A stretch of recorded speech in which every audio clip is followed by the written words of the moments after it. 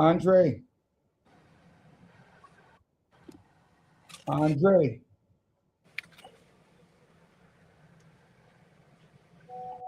Andre, Andre. John, while he's doing Nope. that, I made some update um on the program. Oh, it is live. Why didn't you tell us we started?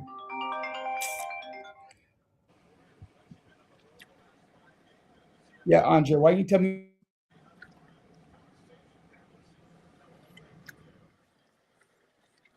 So what's up? What's up? Good everyone. Afternoon, everyone. Depends on where you are in the world. We're right here with you on the Village Radio Talk Show, where we're dedicated to empowering the community to live a healthy, safe, and financially capable life through education, helping each one of us in realizing our dreams at any age, at any point, starting from today. Um, just excited. There's so many things going on, John, in the news. A lot of things happening. First of all, we've missed you. Um, you know, I start this way. You know, I start this way. I'm hoping that our executive producer, will be joining us. He's our guest today, actually, on our show. He has a major event coming up, and uh, ooh, he just texted us to tell us that he has an emergency. But he's our guest tonight because he has a book release party coming up next week on the 14th. January 14th, you have a book release and book signing. So he's written his second book. Well, he has revamped his first book to create um, uh, uh, the run at what he needs to get done for um, his position in the literary genre world. Isn't that sweet? Um, there's a lot going on. There's been a lot. I'm back. Unfortunately, John, I'm back in what felt like a couple years ago my second home. Um, I am on an extended visit, and I'm gonna be here for a little bit. I've been here for 8 days, 7 days already. Had some real serious issues. We'll talk about that later. But let's talk about what's going on around the world. Where do you want to start from, John? There's so much happening. Um, you know, Let's go to Minnesota. What transpired in Minnesota with the death of the woman? Nicole Goods. It's good, yes. Yes, well, that's true. And Nicole. Yeah. villagers, before anybody rushes to judgment, look at all angles of the video. Please. I looked at. It's very important. You looked at all angles. So let's give the audience a little background for those of us who have not seen or heard anything about this and heard little bits and pieces. 37-year-old woman, Renee Nicole Good, was fatally shot by ICE agent in Minnesota during a federal immigration operation, prompting national outrage and protest. Right, the Department of Homeland Security officials claim she attempted to run over the officers with her vehicle, calling it an act of domestic terrorism. While local leaders accuse federal authorities of spreading a garbage narrative. Multiple videos of the incident contradicted federal claims, showing conflicting accounts of whether the officer was in danger when shots were fired. The Minnesota Bureau of Criminal Apprehension withdrew from the investigation after the FBI denied access to key evidence, raising transparency concerns. Protests erupted across the country demanding accountability, while Minneapolis officials called for ICE to leave the city. Video surveillance shows a different perspective. The president has moved the trial immediately somewhat moved the trial out of Minnesota hands, which limit the access of the Minnesota criminal justice system to address the immediacy of the incident. Vice President Vance stated that it was self-defense, saying, look at the camera, look at the footage, and we need real news to report what really happened.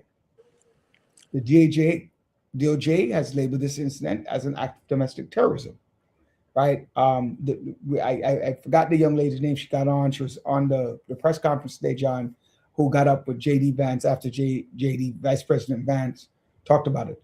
Today, in a somewhat similar incident, but out there in Portland, Oregon, the FBI shot two individuals, right? I guess who were out there protesting as well. But also, what I saw while watching CNN today at a protest, the ICE agents, sprayed something smelly into the audience, causing people to react. One person threw something at the ICE agent, and they went after that person, put him in handcuffs. I didn't see the rest of what happened in the incident. Now, let's get to the audience conversation. How should the federal local government be balanced when investigating fatal incidents involving federal agents? Two, what role should public video evidence play with federal claims sharply contradict what is seen on the video? And third, I have more, but things that the starting conversation, John, does labeling civilian actions as domestic violence risk escalating tensions in ways that undermines the public trust and free speech? I agree with you as to the latter. It does undermine the public trust to claim that these are domestic terrorists and everything else. These people are protesting as long as the protest is peaceful. And, villagers, you got to understand, do not put yourself in a position where you can be harmed. Do not, and I repeat, do not put yourself in a position where you can be harmed. You can be strong in your advocacy, but do not put yourself in a position where you can be harmed. Because if you are harmed, you then give us no opportunity to continue the fight. And this is what they're waiting for. This is the way they're characterizing you. Yep. So you jump to this, my initial reaction to the video.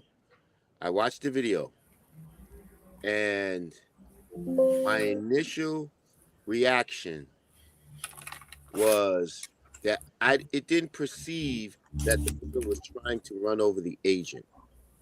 It was a split second that she backed up. The agent was in the way, so she turned the wheel. However, if you look at it from another angle, the car did hit the agent. When the car hit the agent, that's when he fired off the first round. So that's why you got to look at the whole video before you rush to judgment on this. I saw something different, John. I saw it all three angles. Greetings You from can see. Hold on, I'm saying hello to my villagers. Let me finish. Hold on, I'm just saying hello to the villagers. Like, hello, villagers. Hi, Laura. Okay. Nice to see you. Hey, Gloria, thank you for joining us from St. Kitts, popping in. We have a lot to talk about. We're just starting on the incident in Minnesota. Go ahead, John. And you can see that the vehicle did hit the officer. It did. So the question to everybody is, you got to think of this. Be fair. If you are law enforcement, put yourself in that position. You have a split second to make that decision. My thing is, I have a problem with the officer having his gun out, because you can see it wasn't that sort of environment yet. It didn't reach to that tone, because the woman was waving cars by or whatever it is. And this was purely a judgment call. I think his lack of training in situations like this led to that incident. Because first of all, he shouldn't have put himself in front of the vehicle. That's the first thing they're saying you. They're saying you don't put yourself in front of the vehicle. But Doc, I agree, you're not supposed to. But even if you do put yourself in front of the vehicle, if you're hit by a vehicle, you tell the woman to stop, and she moves the vehicle. What do you do if you're a police officer? Move out the way. How are you going to move out the way when they tell you to stop first? Stop. They tell you to stop and you continue? I mean, come on. So I hear what you're saying, but I disagree. Because here it is, he is an officer that so-called got dragged last year or early in the year, June. So if you actually went through a situation where you were dragged and common sense, and it's in their training book that you should never jump in front of a car. It is in their training manual. He didn't jump in front of the car. He stood in front of the car. He didn't jump in front of the car. That part, not standing in front of a car, that's also part in their manual Go that ahead. they should not, hey, if they could avoid the situation escalating, do that. He didn't avoid it. He wanted to escalate. I agree. But Doc, it's the same thing we tell our young men and women in the street in New York City. If a police officer says stop, stop. And you continue, what do you expect? If there's an order and you says, if a police officer says, hold it, don't move, you start to move. No, Doc, this is the problem. Because if you get the order, listen to what they say, because you know what? They're human. They can make a mistake. They can make a misjudgment, a miscalculation. Of and boom, course. you're on the other end. So here's the thing. This is not the first time. This is not the second time that they actually murdered several people that they decided to go and arrest, or they decided needed to be out the way. I'm going to be very clear about that. So first of all, they don't have body cameras. They have a different law compared to others, which it shouldn't be. It should not be. Then after the fact, oh, he got hit. She's dead. You shot her in the head several times. So please. There is no, you could have, okay, that's fine. She reversed the car, let her go. It wasn't called for, hey, you jump in front. What were you trying, what was he trying to do? Be the hero of what? Are you kidding me? Somebody is dead. Because no, that's a hero syndrome. No. So I'm gonna agree with Joanne on this. A lot more of them are gonna agree with John. Right? I don't want you to agree. I don't want you to agree. No. I want you to the facts the way they are. There's a significant number of issues that I'm having. Mm-hmm. One, they moved the training from 6 months to 6 weeks to become an ICE officer. What's the rush? So that means that a lot of information is overlooked by the government, right? So a lot of parts of the manual is not addressed. That's one. Two, the officer came from another vehicle, like you said, John, ready to rock and roll. Three, the bullet that the officer shot the woman with was at the side of the vehicle through the front windshield. That's the shot that killed her. That she actually passed him because he moved in front of the vehicle, and you could clearly see that the angling of the vehicle was away from the incident. Now, the question becomes, was the woman clear and present danger at the onset to the officer, or did the officer escalate the situation by putting himself in clear and present danger? I think I think the situation was escalated. 1 second. The situation was escalated. No, hold on. I'm going to get back to you. I just want to add one thing. I think civil rights attorneys and civil rights attorney for Renee Nicole Good is going to have a field day with this, right? They're going to have to play restitution, I believe, to that family. But again, once they label it, go back to what we started off with, John, domestic terrorism. It changes the scope and taking away jurisdiction from Minnesota to the national government. That's what they want. That's what they want to try to do. We can. That's something that they're going to have to figure out. Legalism. They're going to have to figure out the legality with respect to the jurisdictional issue as to what transpired there. Yeah, they want to cloak this as domestic terrorists so they can keep it within the confines of the federal government. or this is, you know, did he exceed his authority by shooting this woman by putting himself in harm's way? You all got to look at the videos. You got to look at the videos for all angles, because I can understand everybody's upset. You got a woman. I looked at it several different angles. So then my question to you, Doc. Mm-hmm. You move. They tell you to stop the vehicle. You don't stop the vehicle. You back the vehicle up.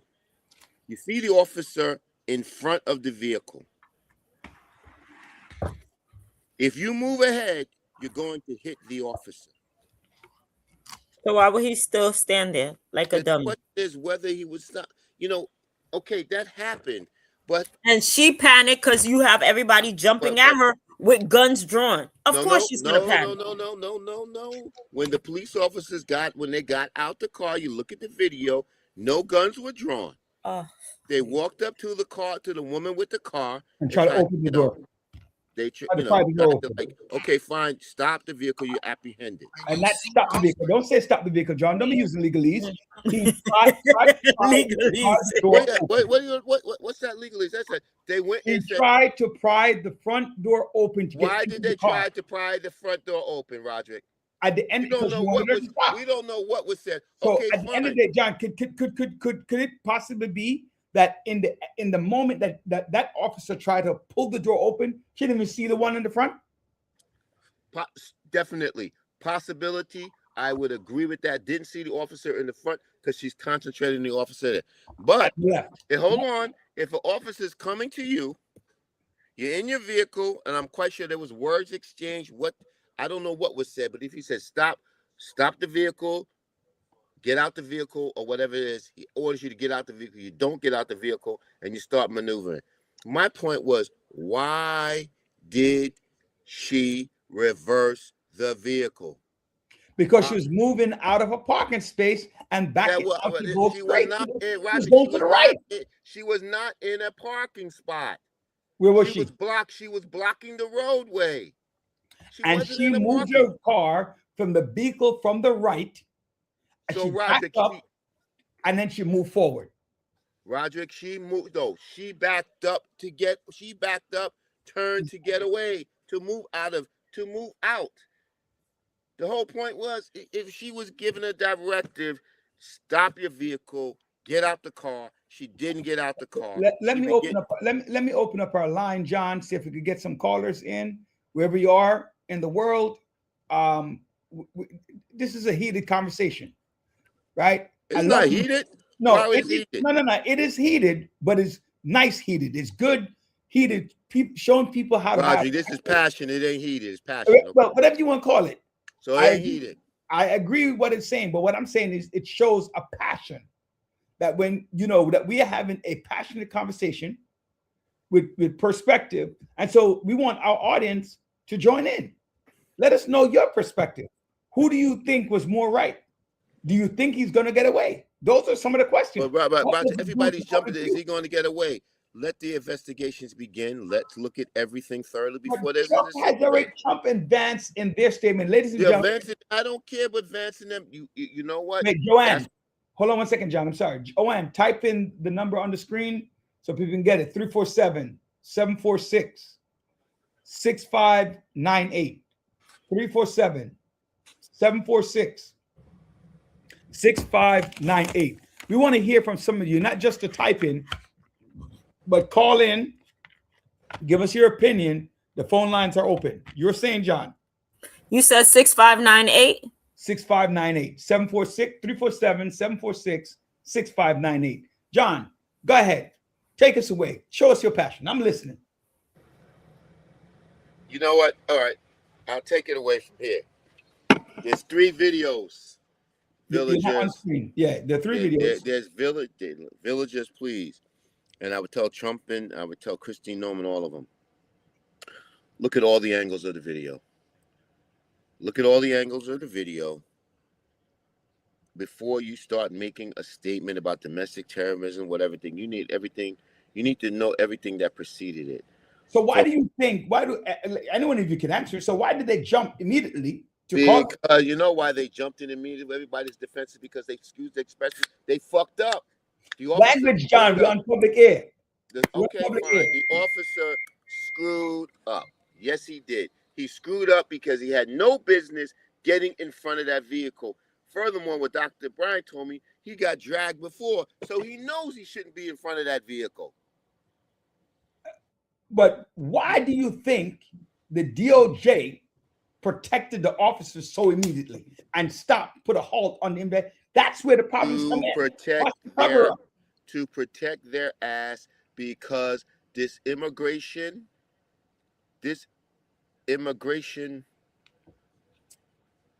sweeps of what's going on, it's getting out of hand now, and it's causing the death of innocent people. And first of all, he was just going after the criminals. We all agree with that. Go after the criminals. But now you're going after everyday people, ordinary people who are just trying to make a living, honest, no involvement with law enforcement. It has gone, and this is all the fault of one individual, and that is his Deputy Chief of Staff, Stephen Miller. Stephen Miller has put so much pressure on Noam and all of them to hit a quota every single month about the number of people that have to be deported out of the United States. And this is everybody talks about when they talked about the police officers with their quotas. They have put a quota on the number of people that have to be deported every single year. That's why you got all these ICE agents, all these Homeland Security agents coming to these communities and starting up trouble. You start a trouble, but I'm telling city and state government, you may not want to work with them, but because you don't work with them, you're going to run into a situation such as this. That's what I'm saying. Because if we had local law enforcement right there with them, I don't know if this would have transpired the way it did. But we refuse to have local law enforcement work with them because we don't agree with them. Let me finish. Go ahead. Because we may not agree with the president's policies.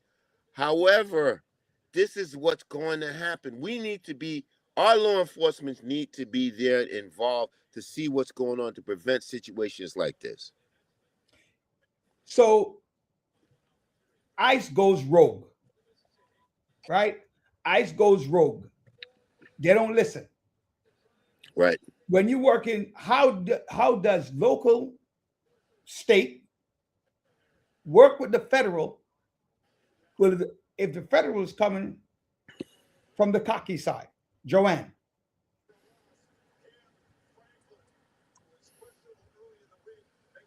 I mean, go ahead, Joanne. I'm sorry. Go ahead. Repeat again. How does the state, the city, work with the federal when the federal says, I have the trump card, I have the president backing me? You can't. Right? That's where the problem comes in, John. That's where the problem comes in my mind. Because they feel like they're invincible. There's no check and balance. There's nothing. That's how I feel, John. So when you're saying, I don't think the word refuse is correct. I think they don't even communicate. And as I was listening to yesterday, they don't contact the commissioner. They don't contact the governor. They don't contact to say, hey, we're coming into. No, they just show up. And then after the fact, you find out.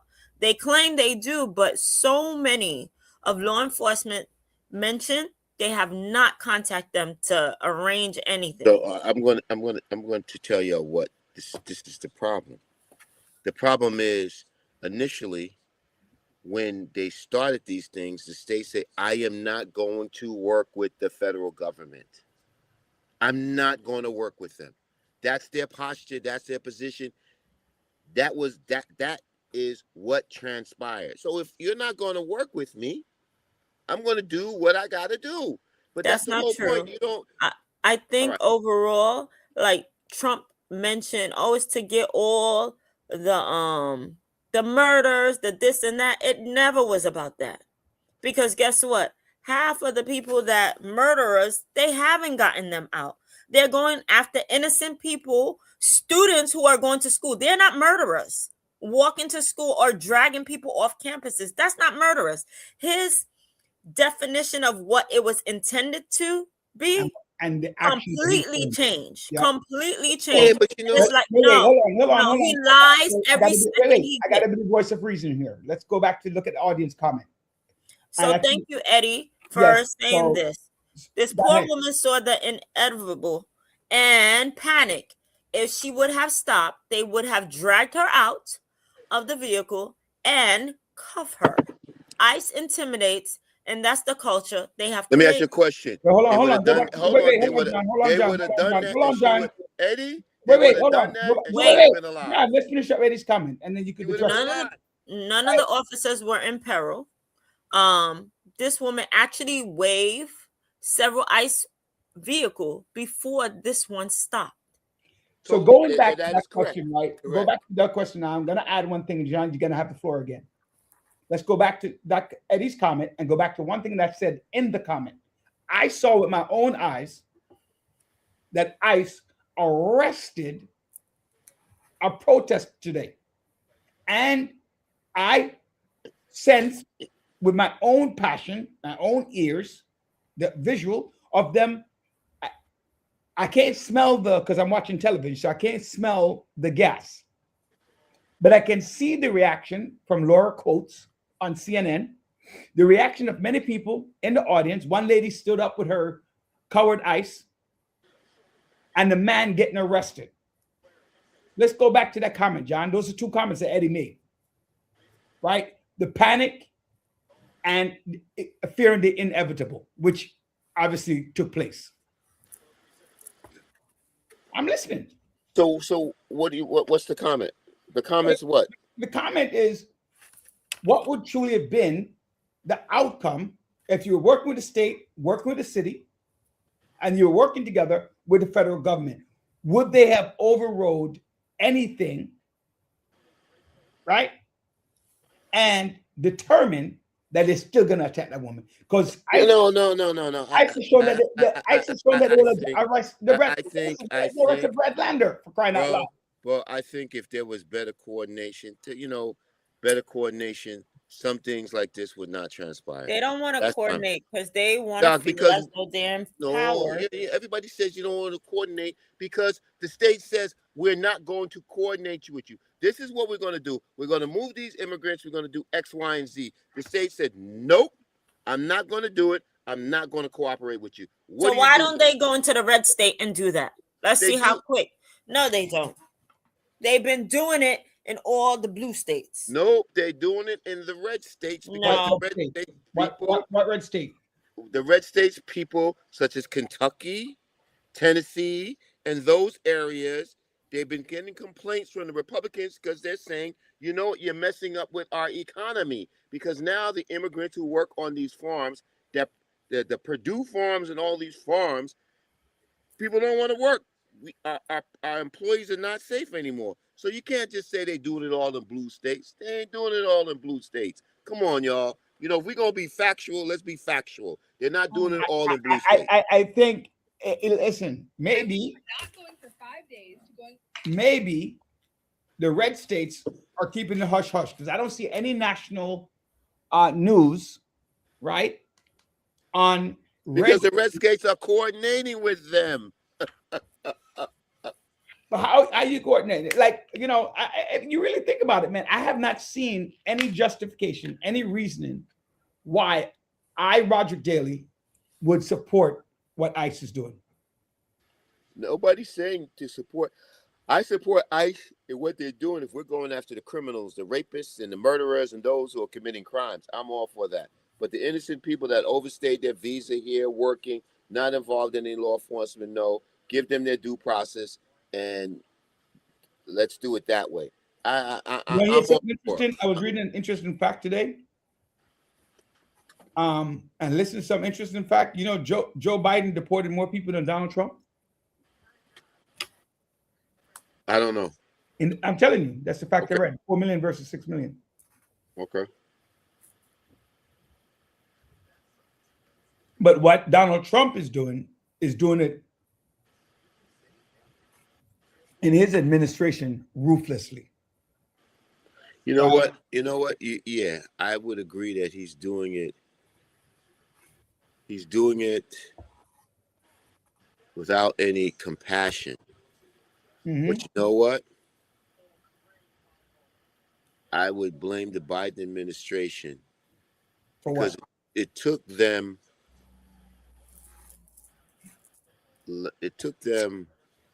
last year to put an executive order in place to prevent the flow of the migrants coming into this country, which But they John, could have done early. are you seriously blaming Biden when Donald Trump I'm blaming Biden why? Because because of Donald the Trump got influx up. of immigrants that have come into this country.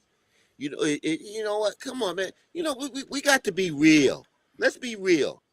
Let's be real. Didn't last year Biden instituted an executive order that slowed the flow of the immigrants coming across the border? Yes or no? So the problem I'm is, asking, no, hold on. I'm I'm agreeing with you. asking Let me get to you answer my first. question. Let me come to you Did first. Brian, did, Biden tried to make something a law first, well, hold on, Roger. but he failed. But he failed. And that But failure, Roger, but didn't he put an executive order last year during the period of time last year when everybody was running for re-election? Did he institute that slowed the flow of the migrants coming in? Yes or no?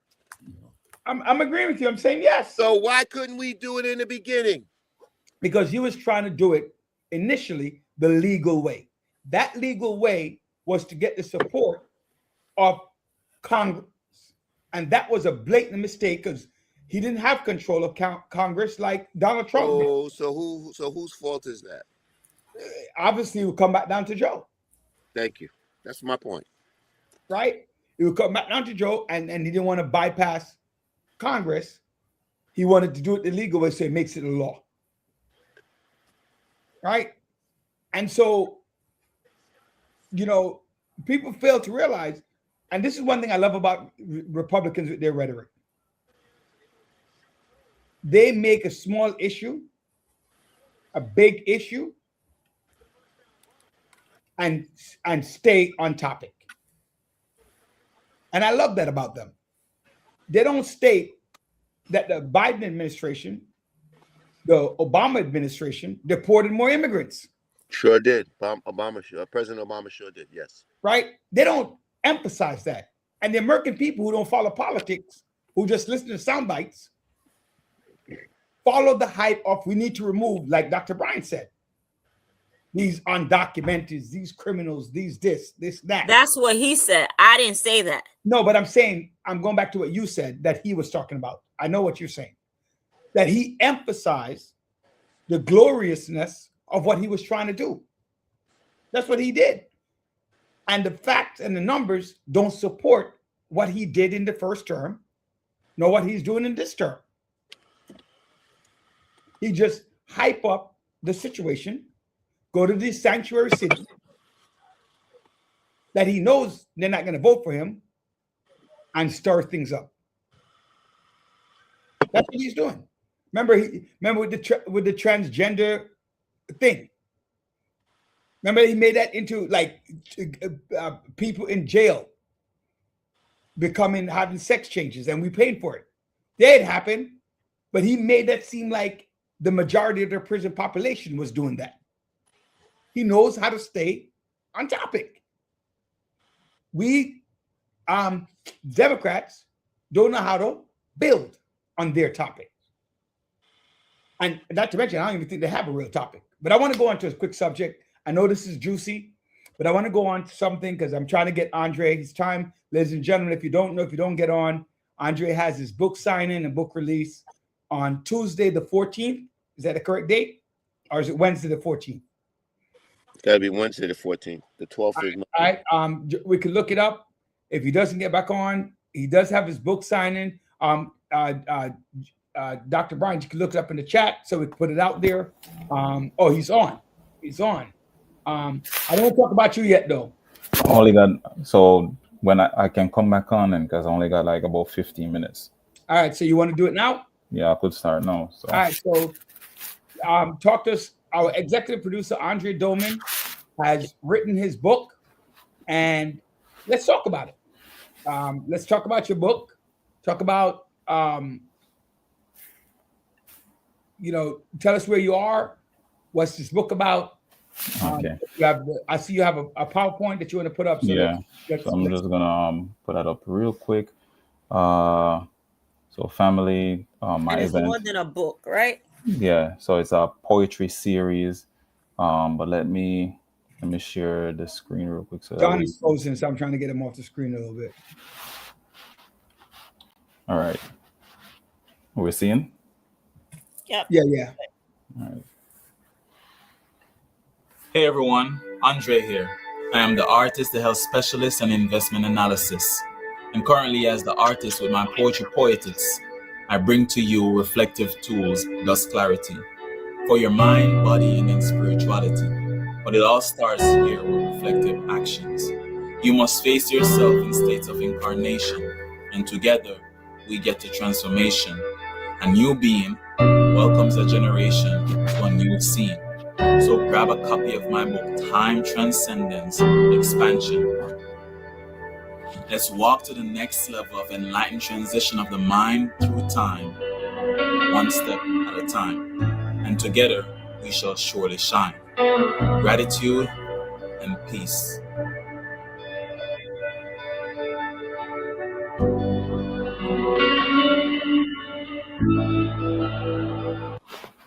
Well, go back to that cover there. I want to talk about the cover for a little bit on your book. Can we get right there? That whole lot. Tell us about the idea behind the tree, the kid. Talk All right. Okay, so let me I wanted to pull up the covers themselves. But okay, so it's a series, a poetry series, and it's 6 book in the series. My third book is gonna come out sometime later this month. So these are the first 2, and so it's a series that looks at reflection from being a young person to becoming an adult and just really going beyond that. This book is really about reflection, reflective practice, and it's workbooks, the 6 workbooks all together. And like I said, these are the first 2. So the first one here, Time Transcendence Expansion, Budding Seeds, really deals with you coming into the world and really kind of like going through the world in a sense of an individual. Who am I? What am I experiencing? But also learning to be able to take the help from others. So the kid in the middle is really holding this world in his hand, right? And he's about to really kind of take care of this tree, taking care of this seed. And of course, the people behind is a family. So audience members, when you're reading, you're pretty much that kid. And the poems in the books series are me writing from people's perspective. So, the perspective of people that I've encountered, speak to, converse with, and I'm writing in their perspective, different poems. So that's the first one, Budding Seed. The second one here is World Reflections. And so that's really wherein a young person now starting to kind of like realize themselves. And don't have to just be a young person, it could just be you as well. But you're in this state of reflection. What has the world given to me? What am I learning from the world? What am I learning from my own experiences? How is this going to help me later on? That goes to the heart of reflection. And so you have wherein the center, the rain falling, you see like there's a bit of a darkness to it, not necessarily dark, but out of reflecting on yourself, you get to another level, which is what the third book is going to be looking at. So these 2 right now are the ones that are going to be at the event. The ultimate goal of this really is for people to really dive deep into reflective practice. Right? Why is reflective practice important? When you think about accountability, when you think about responsibility, when you think about becoming a better person, it's all about reflection. And so that was what my aim was for these books. So I want to ask the ELA specialist in our chat, and I want to ask her, poetry is a dying art in schools. We don't really do poetry anymore. I remember when I was with Eddie Gentile at Mile 11. We did poetry. We studied it. We did what needed to do. We wrote poetry. that art, the art of writing poems, maybe at the elementary school a little bit, but when you get to middle school, they stop writing. You stop learning that. Why do you think this opportunity here is so important? Yeah, to me or Talk to Dr. Brian. oh. You see your comments? You have a couple of comments by Carla Mackenzie, another author. Yes, congrats, Andre. And Thank you. Appreciate it. He's a wordsmith. Wordsmith. Excellent. Oh, wordsmith. Yeah. Word specialist, health specialist. Yeah. So go ahead. So what do you think of this art? You know, it's not in school. It's missing. Is a missing component from what's happening in our communities as well. I could jump in, talk about that part. Mm-hmm. So I think poetry it's a challenging piece of writing, right? And so poetry is supposed to be felt, and when you read poetry, it's really sensing those sensations. So you wanna experience whatever a speaker in the poem is talking about or acting out, whatever experience they're having. And so there's a story when I was in college. I applied for the creative writing track, and I got rejected twice from the short story track, and that was very annoying. I was upset. I applied for the poetry track because I didn't really care to do literature. I think literature was just too complex, and got rejected from the poetry track.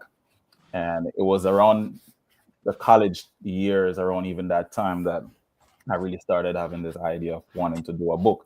And I started just getting enjoying poetry. I loved how language could be played with. You could just change up words in such a way wherein you could get to the heart of the emotion. You could actually touch someone's soul and make them really feel inspired. And so when it comes to the poetry, that's what I do with my writing. And as a result of that joy, I started doing spoken word as well, right? The performative art experience of it. So, in addition to that, I do the artistic piece too. So you see the book cover, that art is there. I have other art also that also going to be on my event. So, but poetry itself, to the point of why it's not done so much, I think for students, it's a challenge. They are confused about it. And so it doesn't need to be complex. They could write even just like three line about their day. That itself is poetry. It's essentially just structuring it and then adding the necessary sensory details. And that requires just modeling. And so even in my classroom, I've done poetry a lot with my students. Start them off with the basic aspect of it. Write how you feel. And if we're teaching them figurative language and how to utilize figurative language, they'll figure out how to do that so well. That has been with my 8th graders right now. Really have been just diving deep into figurative language. And sometimes I would say something like, the park sat lonely under the sunset. And at first, at the beginning of the unit, they're like, what? The park sitting lonely? Like, this don't make no sense. But then now they see why it is done that way, because now you're making someone else experience it. You're not telling them how lonely the park was. You're showing them how lonely the park was. And so now they're like, oh. So they get hyped to just do it as much as I said, oh man, story time, tell us some story, show us something, do a little bit of your poetry. So I think that's what it is, making it interesting and really starting with basics, just reminding them that, anything that you desire to understand, you have to put in some work, you have to put in some effort. That is very smooth, very important. Couple of comments. Way to go, Andre. And then Carla wrote again. Poetry is one of the deepest opportunities to allow for explorative thinking and feeling and critically analyzing and connecting. Yeah. So true. I used to love reading. One is it's one thing about poetry is like a book can be written in one page. Yeah. A book can be written in one page when you start to dissect what the author was trying to say. Or are you becoming the author? Like you say, when you say to somebody, because I'm thinking about that, what you just said, right? The park was sitting under the sun, right? Yeah. How can the park sit? That gives a park life. Yes, personification. Right? And so how is that even feasible? And so you start thinking about the underutilization of the park. You start thinking about you wanted to be in the park and absorb the scenery that the park is enjoying that you're not enjoying, right? A lot of those, you being with friends and just chilling. Yeah. And it brings you back to a picnic, right? You're having a picnic in the park. It's quiet time. It's moment. Thank you, Carla. It's therapeutic and liberating. So I'm looking forward to your next week, Wednesday. Right, next week. Tell us about that and where it is and everything else. All right. So the event itself is at the Brooklyn Fete. That's 1515 Nostrand Avenue between Snyder and Church Avenue. 5 p.m. to 7:30 p.m. So what's gonna be happening in the event, really? Like I said, art's gonna be there, giving art giveaway, book signing. I'm gonna be doing spoken word performance and also some reading, and just even kind of just dive in a little bit more deeper of why the particular poem was written. The poem, each poem in each of these books have an art piece to it, and then there's a reflective practice, the workbook at the same time. So the idea is that a person read through the poem, reflect on the artistic piece, and then do the writing task in there. And so these writing tasks varies. So you might have something that's related to an experience you may have with someone else, love, language, history, culture, education. So as I said earlier, each poem is from a different perspective of someone or an organization, in that accord. So it's me really putting all this together, but from a stance of how do we grow from these things and develop as we come to learn about these things. So will there be poetry reading? Will the audience have an opportunity to read and get their own feedback? So there will be engaging activities for the audience as well. And so if they would want to read, even sharing, that also is available. And where can people get these books? Where can they find them? So they're on Amazon. You can purchase them at Amazon. Time Transcendence. If you type in Time Transcendence, you can see the book Expansion. You type in my name. I'll post a link in the chat as well. And if you are, which I would love for you to do, come into the event. Autograph, right? Make sure you bring a book so you can, get. Will you have the books there? Oh yeah. Okay. There's a noise. Is that I keep hearing a noise on the thing. Oh, I hear me typing in. I don't know what it is. Me typing in. Let me try muting myself. I tried muting Andre. Can you guys try muting? Like my screen. I can't mute you for some reason. All right, I was trying. Yeah. I tried muting. My screen wasn't working. I am pushing. One, I'm pushing because I love to see Black authors, right? I love to see our Black, especially men. Yes. Doing. Let's go, Andre. Let's do it. Doing great things, right? And we have to be proud of that, and we have to be supportive of each other. Yep. Right. I got my tickets. Did you get yours? Well, I don't have my tickets because I'm not purchasing a ticket. I'm showing up. I better be out of this and showing up. If not, I'm still going to purchase a ticket either way. But my intentions are to show up too. to the book signing. And not only, I don't want just to show up. I would like other people to, for you to say, bring somebody with you, right? I like to bring a date with you. Certainly appreciate the support. I'm going to use the word come out and support. Bring a friend, bring a couple of friends. Right? Time transcendency. Time transcendence. Time transcendence. My apologies. No worries. By our executive producer. Marianne says she needs a ticket. So it is.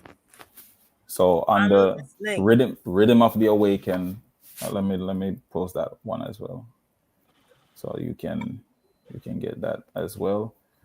Well, can you post the event link? Yeah, link. That's what I just post that first. Yeah.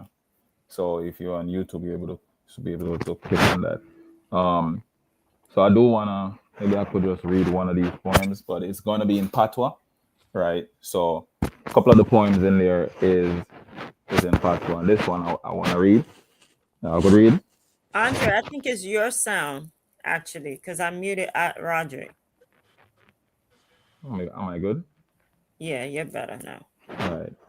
So there's this one. Now, growing up in the Caribbean, I know that even when we grow up, light and water may go away, right? And sometimes those things don't come back until maybe like the next day, right? And so that experience is just really teaching me the value. Well, for me, I just remember how valuable light and water was.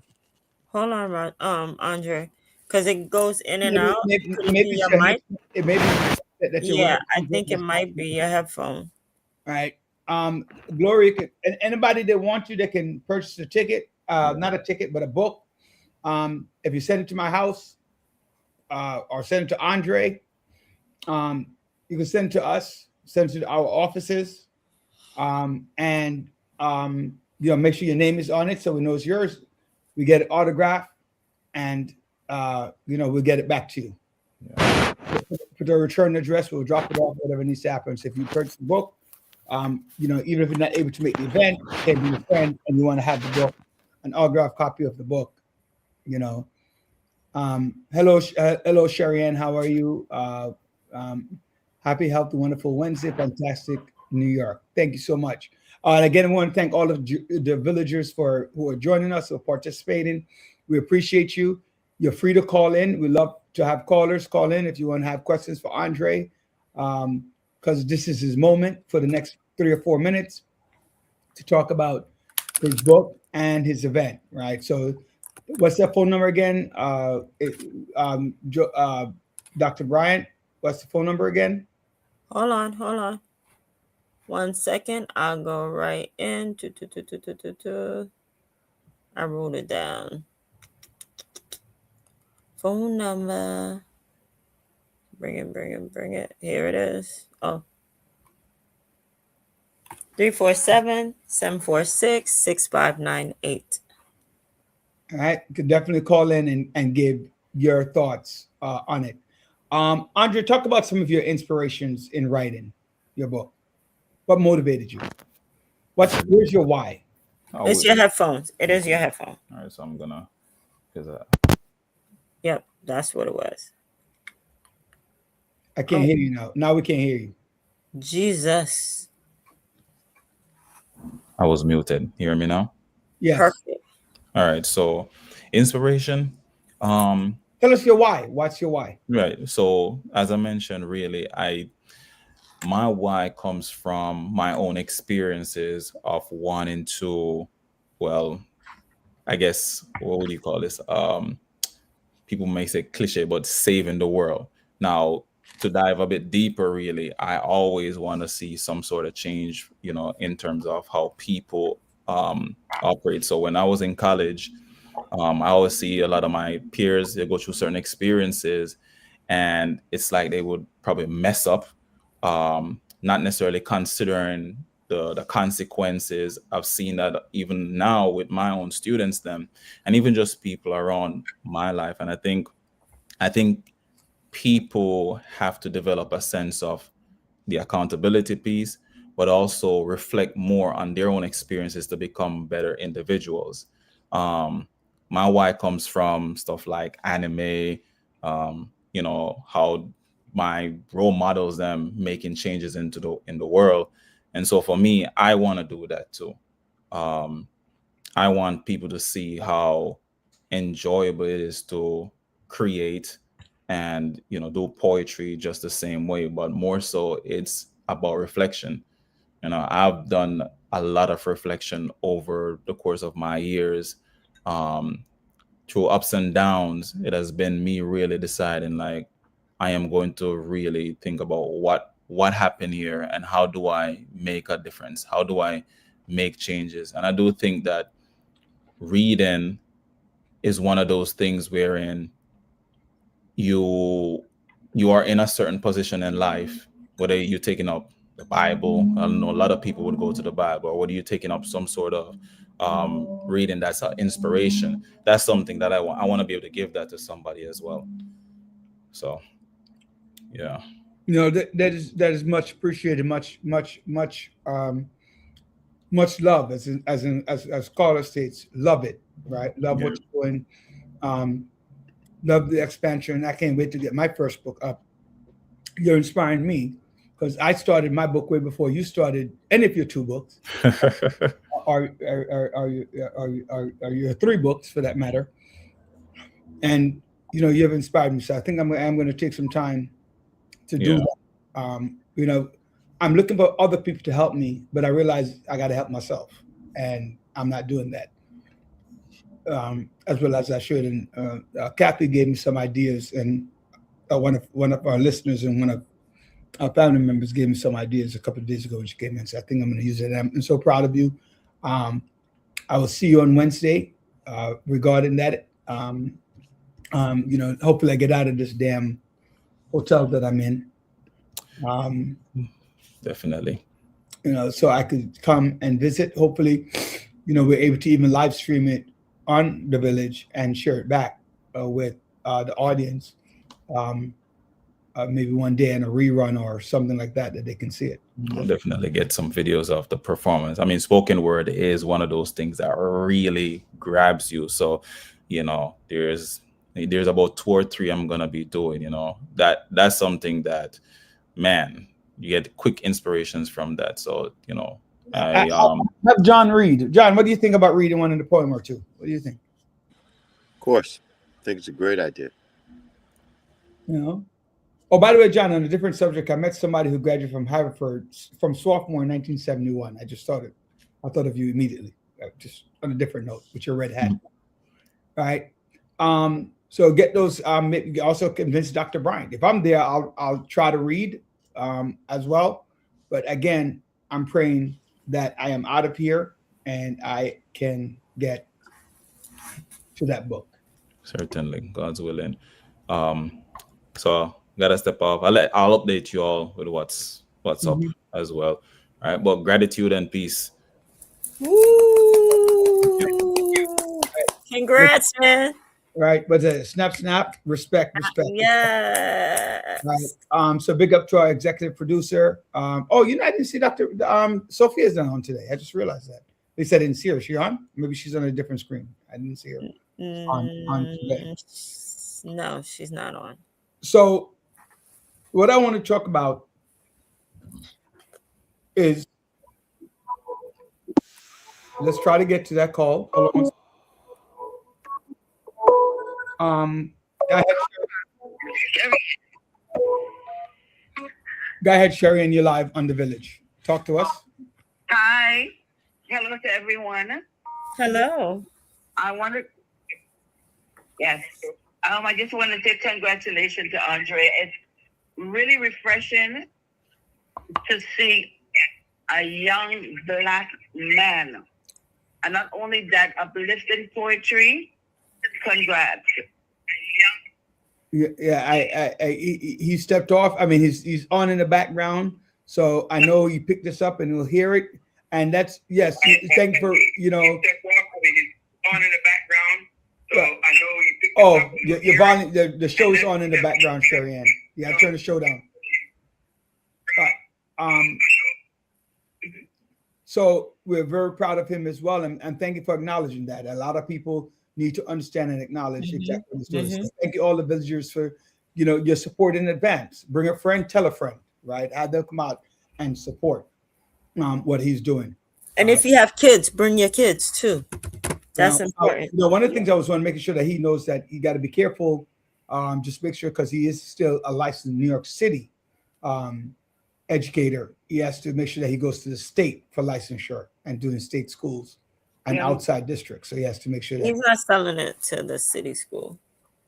I'm not saying that but he can sell his book to the outside communities, right? And share the Patwa now. Oh, he's not on anymore. He's not on. But he's going to share those Patwa when you get there on. And look, Sherry Ann said you definitely will get out. Thank you. Why? All right. Okay. Hello. Yes. God bless. Enjoy your night. God bless. Mm-hmm. Okay. Good night. Right. Good night. So just to add, what's going on with Donald Trump, man? Wait, before you go to Donald Trump, do you know that they voted on the health care to extend it? Oh, for the insurance? Yes, 17 Republicans switched sides to vote yes. Nice. Excellent. Good to hear. You're talking about the national insurance. Mm-hmm. Yeah. That expired, that now they decide to give, it's a problem. When Gloria said for 3 years. Yeah. Well, that's good. Also, New York City police officers just found 2 dead bodies in a car in Brooklyn. Listen, bad news. Yeah. So going to Donald Trump, he's literally starting World War III. Yes. I don't know. I don't know if he has dementia or something, because his stories keeps changing by the minute. He originally said he went to Venezuela because of the drugs, and all these things. Why would you think he has dementia? Because he's losing his mind. But that doesn't mean that he has dementia. I think he's narcissistic. I don't know if he has dementia. Listen, I think there's signs. Something is definitely wrong with him. I think there's nothing wrong with him. He outsmarts all of us, because while we're hanging on to some other issues, he got his sons and his son-in-law going throughout the world, just making buying up, money making the Trump name. Look, he's planning on buying Greenland with his own cash.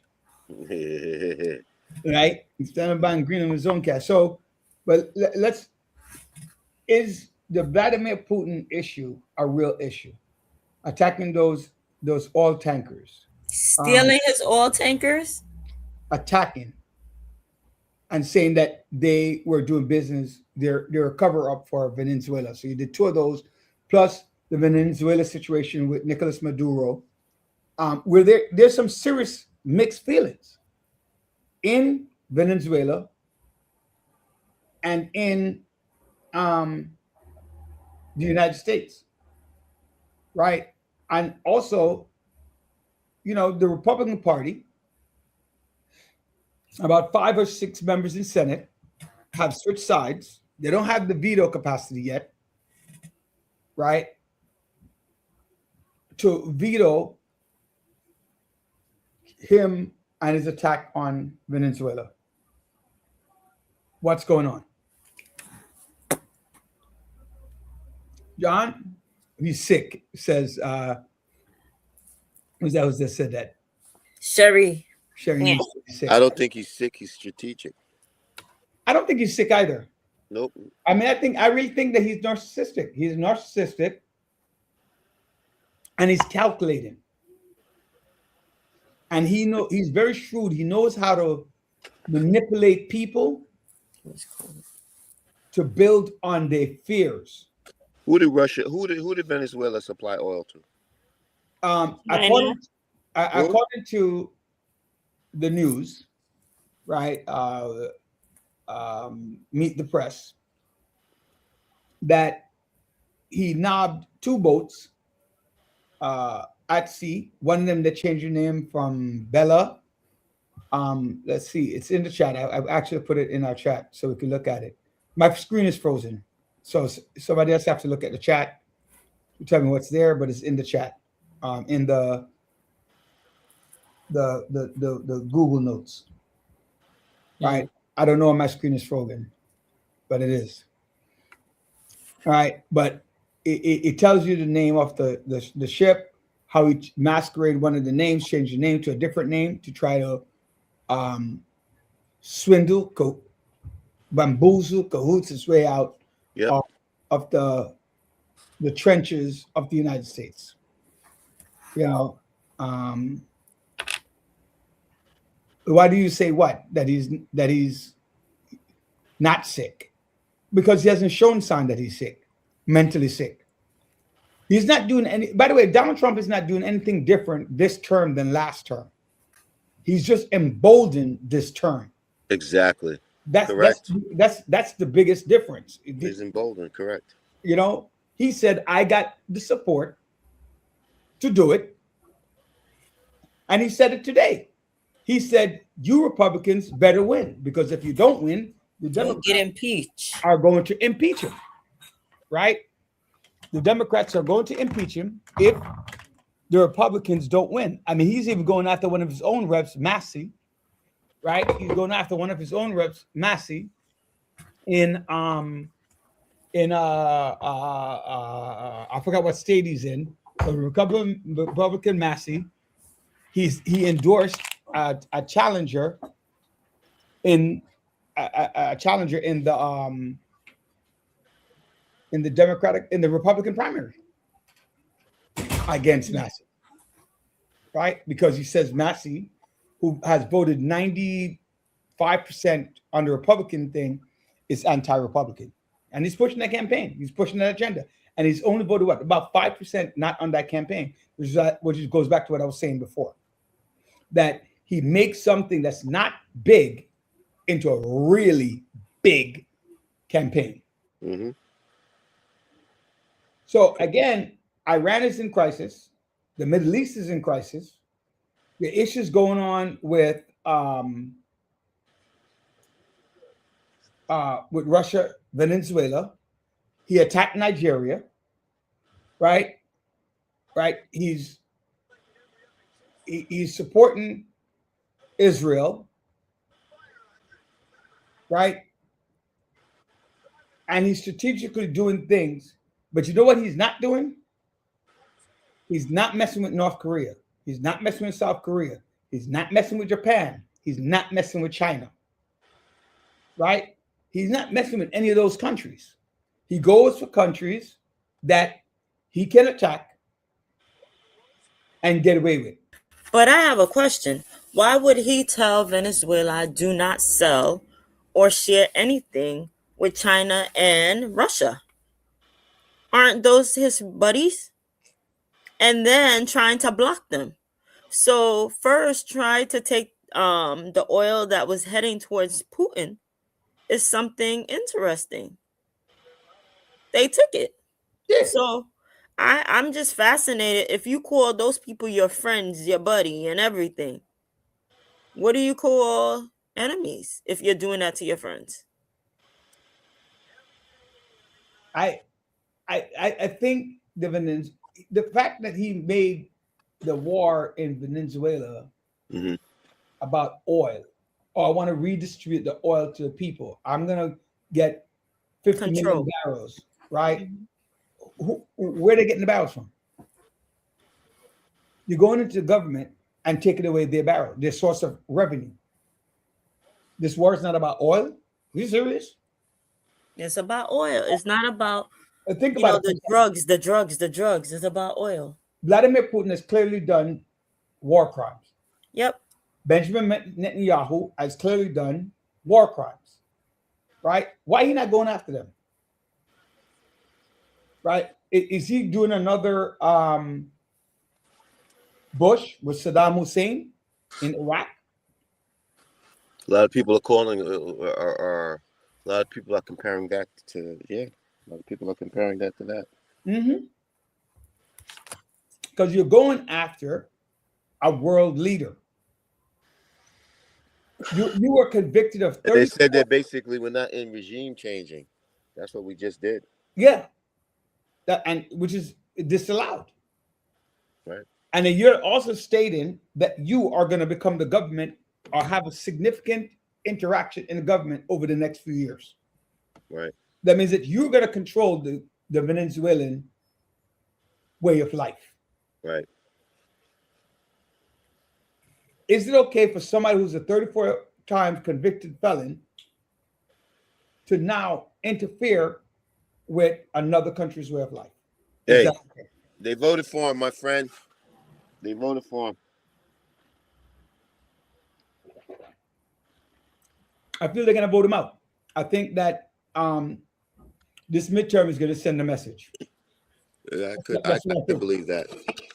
I think a lot of senators are going to lose their seat. I don't know how many are up for election, but many of them will be gone. Right? I can't type, but Joe, if you can type, if you're on a computer, find out how many U.S. senators are up for re-election this year.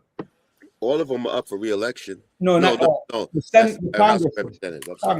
Congress. Right. How many Congress people are up for re-election? U.S. senators. Okay. All right. And see if we could identify them by Republican or Democrat. See if there can be a major swing. All right. If the governor's races were any indication in November, Hochul has a race too. Blakeman is no joke from Long Island. So don't sleep on him. 33 are up for re-election. Mm-hmm. What's the breakdown? Hold on.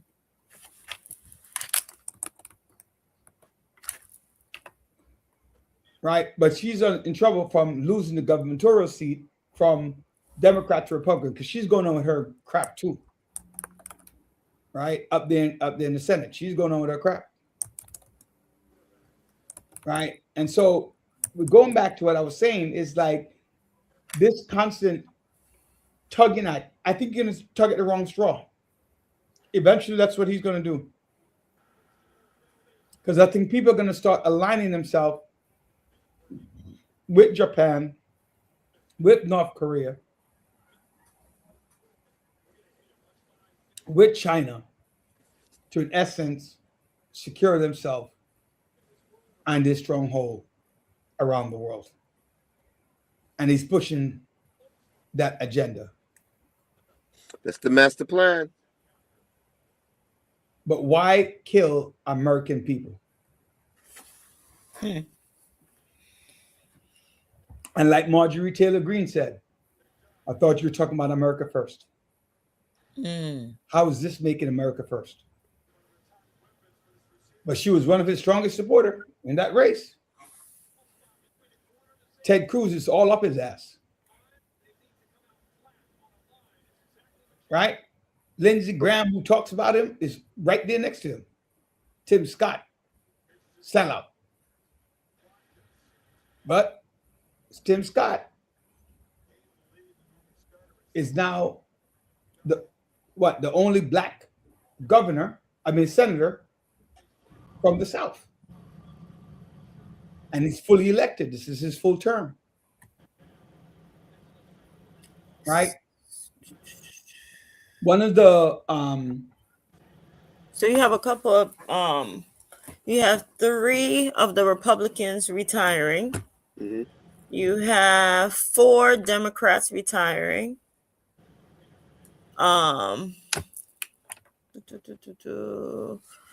So Rhode Island, Oregon, New Mexico, New Jersey, Massachusetts, Georgia, Delaware, Colorado, Virginia. Those are the Democrats that's running. Then for Republicans, you mean those are the ones that's retiring? The ones retiring from Illinois, Michigan, Minnesota, and New Hampshire. That's those Democrats that's retiring. All those seats can be lost except for Minnesota. Minnesota will elect anybody.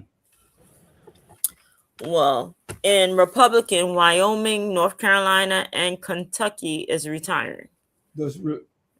Not Wyoming, North Carolina. Who's in North Carolina? Hold on.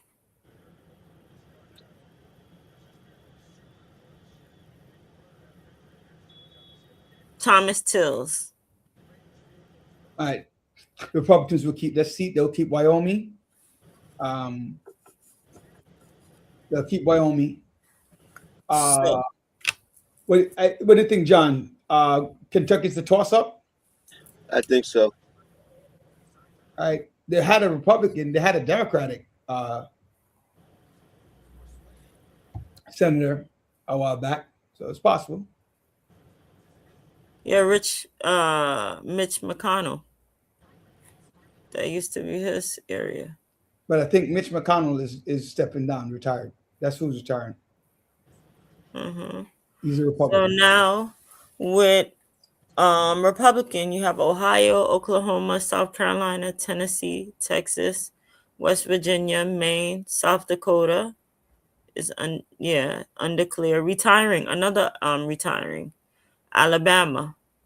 So those are all Republican states. Iowa is retiring too. Nebraska, Montana, Mississippi. Nebraska is Democrat. Montana, Louisiana, Kansas, Idaho, Florida. Those are all Republican. Arkansas and Alaska. Democrat, Republican. Running. So I think they'll keep their. I heard the Republican, the Democrat might be gaining. The Republican might gain 3 seats. What is the breakdown now? Oh Jesus! It tells you right at the top. No, it's 50. Is it 51-49 or 50-50? Hold on.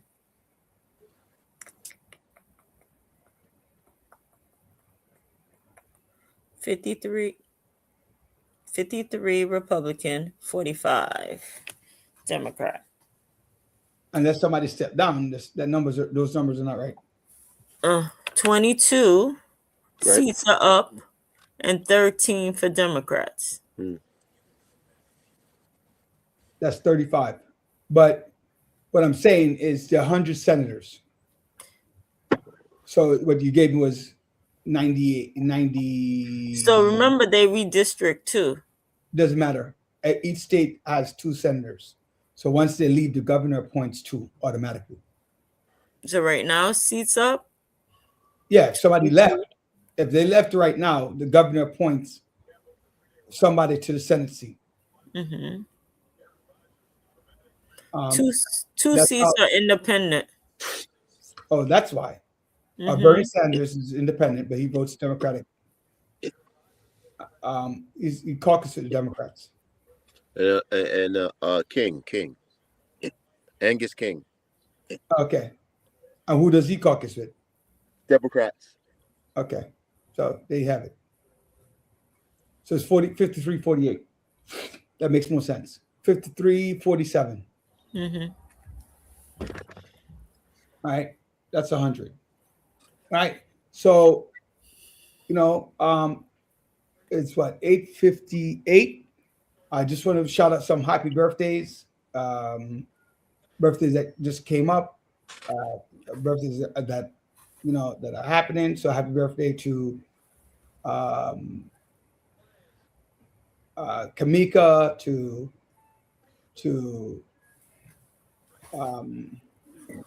my sister-in-law Aaliyah. January 1st to Herbie and Veronica. January 2nd to Gail and Janine. Happy birthday to all of you. The 10th, Monique, happy early birthday. Donna Dawson, Donna Phillips, happy early birthday on those dates. I know I'm forgetting some. Next week, Saturday, will be Andre's birthday.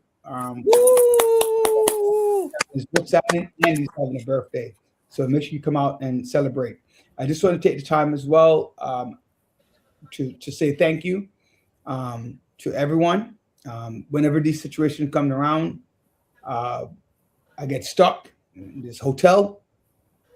The cancer spread to my spine, and so that caused several cracks in my spinal column. They gave me a treatment, some excruciating pain. As you see me here, I'm still in pain, sitting up. But my villagers, you make me stronger. So keep being on the village. Please keep watching, sharing, and participating. So thank you to all of you. Thank you to the staff, the host, the co-host, co-hostess, our executive producer. So thank you very much. And also to Chris. Yes. Who's also part of our crew. Sophia's on, just so you know. Oh, Sophia is on. Okay, I don't see her on the screen, so I don't. She's on a different screen, she said. Oh, okay. All right, my family. All right. Yeah. You know what? Positive vibes, Roderick. Yes. You got this. We'll see you on. We'll see you on Wednesday, my brother. We'll see you on Wednesday. Yeah. Oh, all is well. Again, just happy birthday. Enjoy. Please make sure you do a day of service. Everybody who's just coming off celebrating Kwanzaa, thank you for that. Kwanzaa, Christmas, New Year's, and you know what? Giving God thanks for living through the next year, because many people have not. That's Amen. true. Some people died at 11. Some people died at 11:59. Yes. Right. God bless, man. Say that you saw 2026. So God bless. God's grace and comfort. Did I forget anything? No, get better. Yes, I will see you guys next Thursday on the village. See you Wednesday for Andre's opening, and looking forward. God bless. Man. All right. Take care. Enjoy. Thank you for watching, sharing, subscribing to the Village Radio Talk Show, where your voice is the voice of the Village Radio Talk Show. Success is not just spoken, it is done. God bless each and every one of you. Thank you to both of you for being the host and co-hostess with the mostest. Good night. We love you, man. Love Get you. better. Bye-bye.